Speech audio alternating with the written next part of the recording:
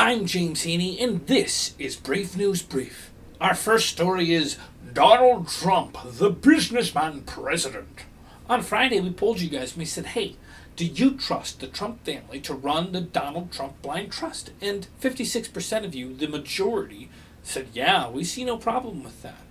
So we figured we'd start today's show talking about what the Trump Organization is.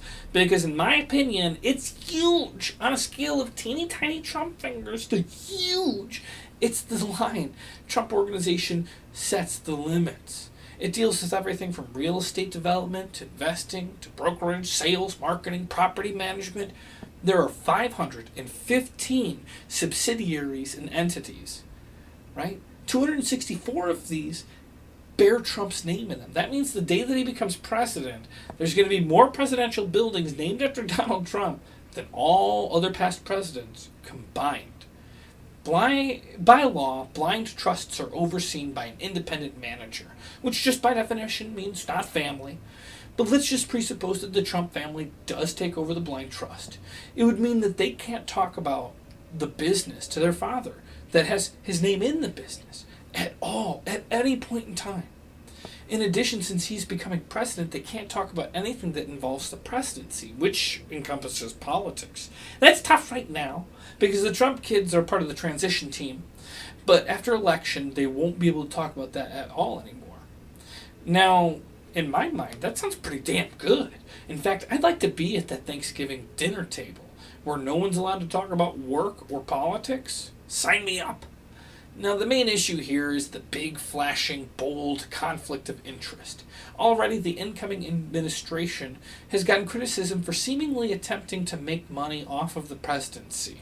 Ivanka Trump wore this really awesome, best gold bracelet ever on 60 Minutes during an interview.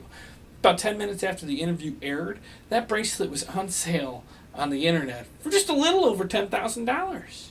Now, afterwards, the Trump administration did apologize. They said, you know what, we're still making adjustments post-election. That's fine. He's not president. We don't want to give him any guff right now. Let him make his mistakes once he's in office. The thing is, even having the mere appearance of profiting from the presidency could wrap him up in a tidal wave of investigations. Right now, he's fine. The Republicans have the House and the Senate. He's going to be able to get on by. But in a midterm election, if the Democrats take either house, they could open up frivolous investigations. The good news is there's a precedent set for not starting up, frivolous investigations or impeachment hearings. It's time to talk about the here, the now, and the future. Psst! We could feed the world with the food that we throw away! Which means it's time that we stop being so picky with the things that we put in our mouth. Now, I'm not saying to just put any street meat in your mouth. Use some discretion. If you have a piece of fruit and there's a blemish or a bruise on the side, just cut that spot off, throw that away, but take the rest and put it in your mouth. Because we throw away nearly half of the food that we purchase, which is ridiculous. Now, if you go to the grocery store and you see some produce that's weird, you'd usually just pass it by. But I want to presuppose to you, maybe you make a sacrifice and you say to yourself, I don't care how many eyes that potato has. I don't care if the third eye blinks. I'll cut that third eye and I'll put the rest and I'll take it and I'll put it in my mouth. So we're starting a brand new campaign. I want you to take pictures of yourself eating food that previously you would have thrown away. Now, I don't want you to eat like moldy bread. I'm saying cut the areas off and show me what you've salvaged. And use the hashtag, put it in your mouth. Are you ready to save the world?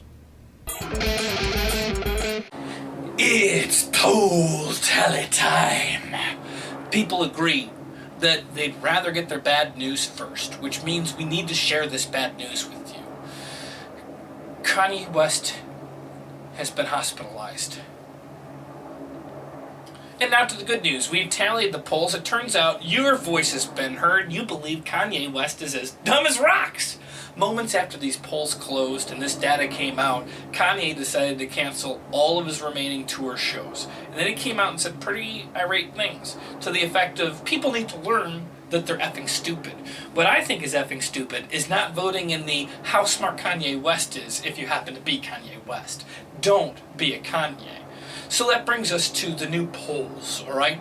So the first poll of which is, which decade of SNL is the best? Secondly, does artificial intelligence pose a threat to humanity?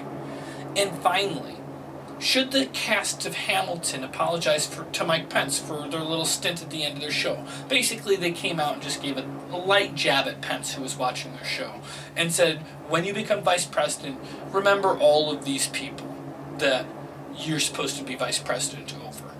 So, make sure you are not a Kanye. In fact, hashtag not a Kanye. And secondly, remember, hashtag put it in your mouth.